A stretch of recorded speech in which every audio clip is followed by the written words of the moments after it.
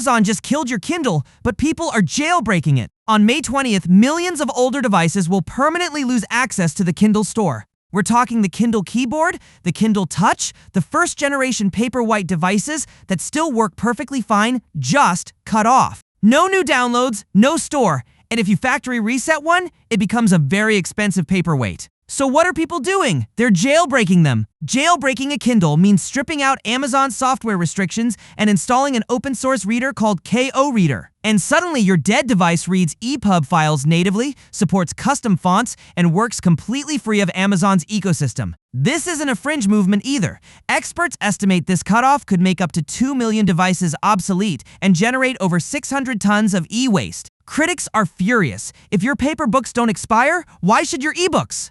Amazon calls it standard lifecycle management. Users call it forced obsolescence. But what would you call it? Let me know in the comments. Hit subscribe, and I'll see you in the next